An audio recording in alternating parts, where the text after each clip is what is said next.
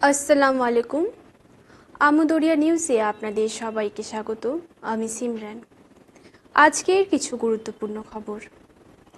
চিকিৎসকের ধর্ষণ ও খুনের বিচার চেয়ে ফের পথে নেমে বেনজির প্রতিবাদ। শেষ রাতে ফের বেনজির জনজোয়ার। হাইল্যান্ড পার্ক থেকে শ্যামবাজার দীর্ঘ ৪২ কিমি রাস্তা জুড়ে রিলে মশাল মিছিল। কোথাও হুইল চেয়ারে, কোথাও ওয়াকার নিয়ে মিছিলে সামিল প্রবীণ রাও। এই আগুন নিভবে না। আলোর সন্ধানে রাত জাগল কলকাতা। নির্যাতিতার পরিবারের সঙ্গে মধ্যরাতের অঙ্গীকার। লড়াই চলবে বললেন জুনিয়র ডাক্তাররাও। শ্যামবাজারে নেতাজির মূর্তির পাদদেশে মশাল তুলে দেওয়া হলো নির্যাতিতার পরিবারের হাতে। সকলের উদ্দেশ্যে বক্তব্য রাখতে গিয়ে চোখের জল ঝরালেন নির্যাতিতার মা।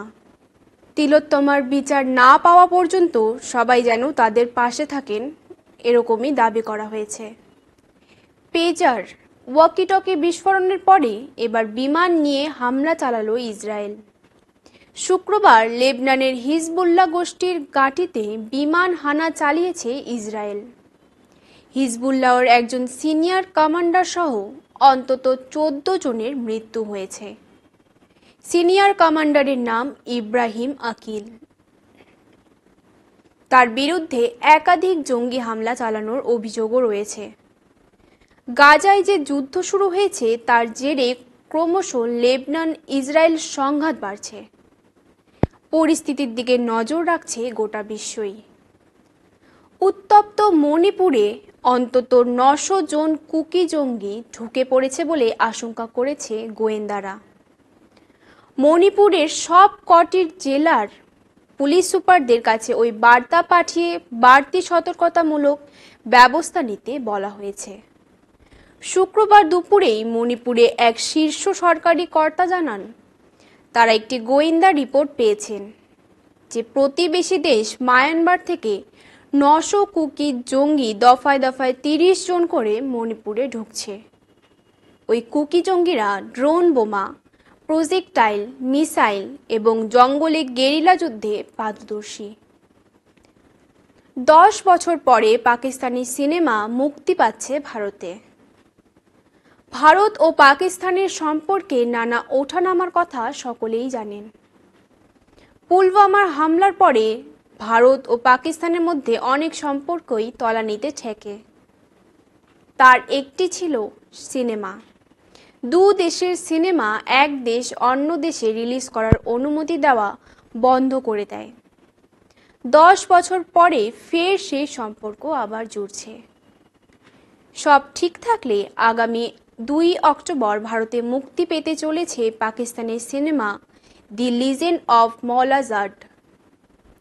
ফাওয়াদ খান ও মাহিরা খান অভিনীত সিনেমাটি পাকিস্তানে ২০২২ সালে মুক্তি পায়। এবার ভারতে রিলিজ হবে।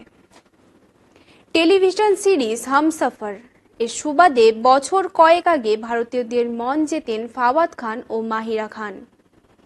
ফাওয়াদ ও মাহিরা দুজনেই ভারতের সিনেমা প্রেমীদের কাছে পরিচিত মুখ। শাহরুখ খানের সঙ্গে রইস সিনেমায় জুটি বেঁধেছিলেন মাহিরা। অন্যদিকে কাপুর অ্যান্ড সন্সে নজর কেড়েছিলেন ফাওয়াদ খান। এছাড়া অনুষ্কার সঙ্গে এ দিল হ্যায় মুশকিল ও সোনাম কাপুরের সঙ্গে খুবসুরত সিনেমাতেও দেখা গেছে তাকে।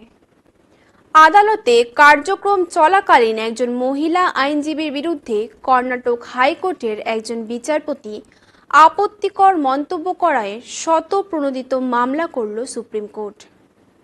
দেশের সর্বোচ্চ আদালতের প্রধান বিচারপতি DY চন্দ্রচূড় সহ সিনিয়র বিচারপতিদের সমন্বয়ে গঠিত ৫ বিচারপতির বেঞ্চ কর্ণাটকের ওই বিচারপতির মন্তব্যের বিষয়ে হাইকোর্টের কাছে রিপোর্ট চেয়েছেন। সিনিয়র আইনজীবী ইন্দিরা জয়সিং প্রধান বিচারপতির দৃষ্টি আকর্ষণ করলে শতপ্রণোদিত মামলা হয়।